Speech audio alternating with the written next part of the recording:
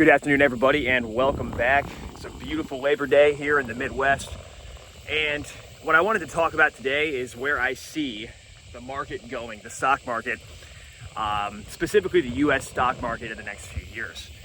And there's a few things I'm looking at here. One of them, I made a video about Anthropic and the $170 billion valuation. And, that is just something I find interesting, because if you look at, remember when Apple was the first $1 trillion company back in like 2015, I think it was, when they actually crossed the $1 trillion mark, how big that was.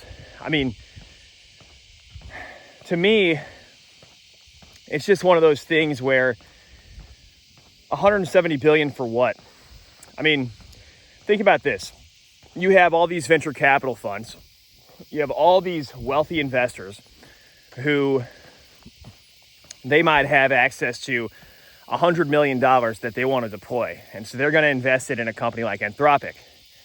And they want to get a return on that money. So if a wealthy person is purchasing Anthropic at 170 billion, are they really buying that valuation for, let's just say, the equivalent of an S&P 500 return? Probably not.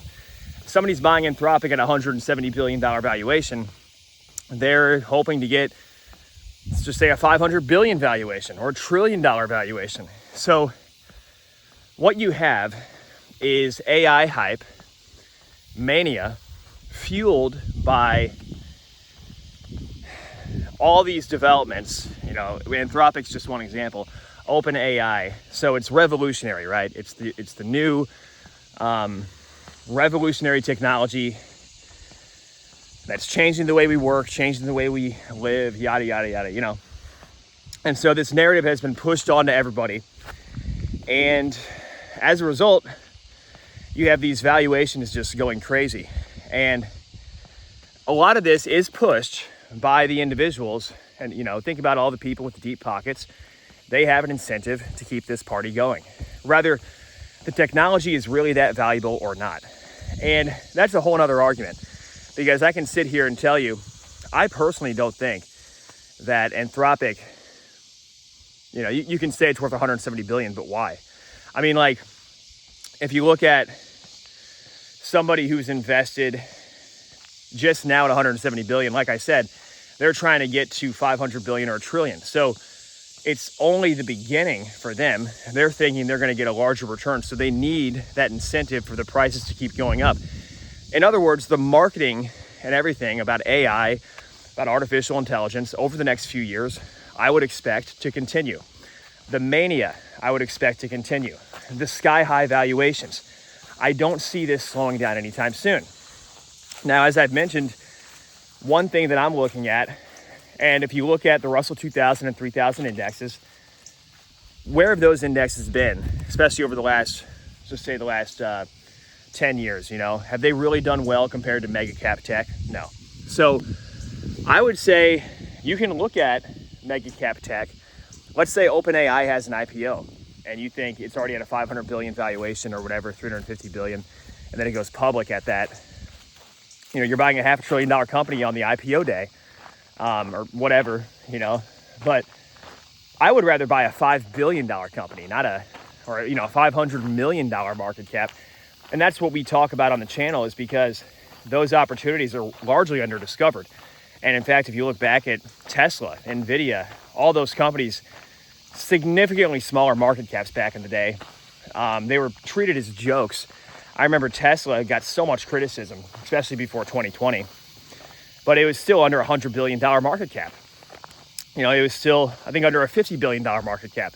So you look at those smaller opportunities, combined with all the AI hype that's likely going to continue, with all the capital being deployed and will continue to be deployed, that's where I see the opportunity. And additionally, look at interest rates. What has Donald Trump basically said, told Jerome Powell, yeah, you suck at your job. And Donald Trump is very straightforward with that stuff. And he's telling Jerome Powell, your job's done, and we don't want you as the Fed chair anymore. So we have I would say Jerome Powell is not going to be, I think he actually announced that he's going to be done here soon, if I'm not mistaken, but interest rates are going to be coming down.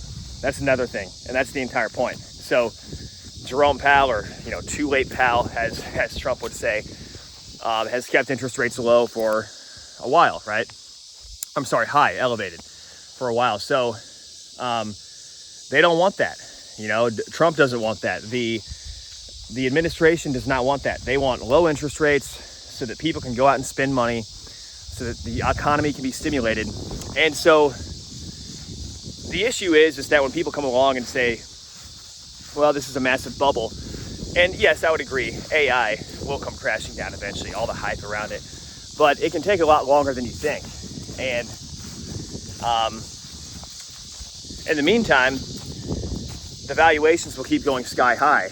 And especially as more liquidity is pumped into the system, the interest rates come down, people start spending more money, people start buying more homes, let's say housing prices, and some markets are going down right now. But, there's just all these factors that I think, like, when people say there's going to be a big stock market crash, because there hasn't been one in a long time, and because X, Y, and Z, right? There has to be a large stock market crash because we had one in 2008 and there's going to be another one coming soon. So get ready. That type of mindset where it's basically just all doom and gloom, and the people telling you to buy nothing but gold, or something because the dollar is going to collapse. Kind of the same thing, right? I mean, it's been so long, 30 plus years of people saying this stuff, even back in the 90s to 2000s. They were saying that gold is going to be the absolute best investment. Gold has lagged behind significantly. And I used to be one of these gold bugs back in the day. But it has lagged behind significantly compared to U.S. equities. And, if you just invested in gold and silver, out of fear that a huge crash was coming or the dollar was going to collapse, then, you kind of missed out. I mean, sure, gold and silver are doing better now. They've seen some rebounds and actually broken up. They've broken all-time highs, but it took a long time, didn't it? So that's the problem. You not only have to be right, but you have to be right in the correct time frame. And there's that old saying that the market can remain solvent, or the market can remain irrational longer than you can remain solvent. And it's true. I mean, you see opportunity, but there's a time frame to that. It might not be right when you think it's going to happen. You could be 100% right, but you might not be right at the right time. And that's a problem if you're an investor, because you want to be right and you also want to be right in the correct time frame. Otherwise, you might go insolvent, right? So, yes, I believe AI hype will continue. They'll probably come up with some other way to market it. Like there'll be some other type of, advancement to where they'll be like, oh, see, yeah, it's all, everything's coming together. We got to push these valuations up higher. Meanwhile, a lot of the early investors are going to be dumping on the new investors. Eventually, there will be a greater fool to the point where there's no more fools, right? So the valuations will come crashing down. But like I said, how long does that take? It's anybody's guess. And when you're looking at mega cap AI companies that are already pushing 200 billion plus valuations, I start to ask some questions. Is that really the best investment opportunity? Is that really where you want to deploy your capital? Or could there be something that's perhaps at a smaller valuation, a smaller market cap, which maybe still is AI related, but is not so heavily pushed or marketed right now? And the small caps will especially do well. The companies, let's just say even like a $5 billion market cap. Technically, a small cap is, I think, under $2 billion. But let's just say 2 to 5 billion. It used to be, I think, a mid cap, but with inflation, just say under 5 billion is going to be a small cap. You look for those opportunities that, nobody's really talking about right now.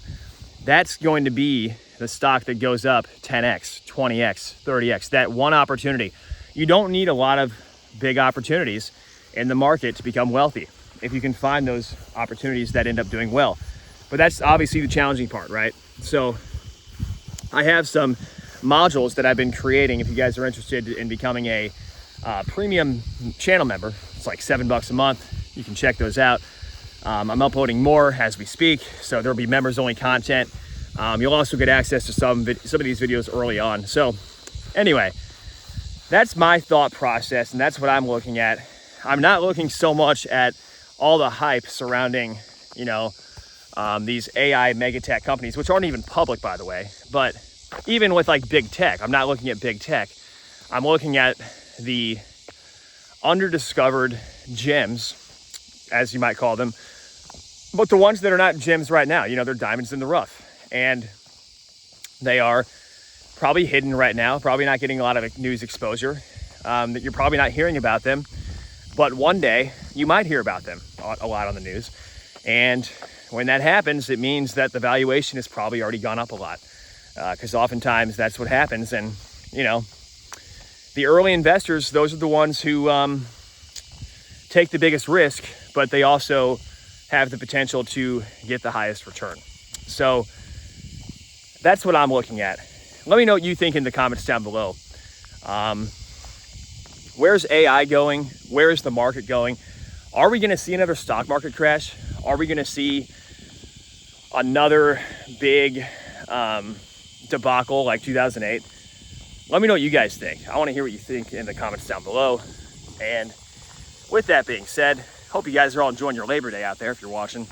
The market will be reopening tomorrow, so we will take another look at some stocks. I still need to get to some more of your stocks in the comments. I told you guys I'd go over those.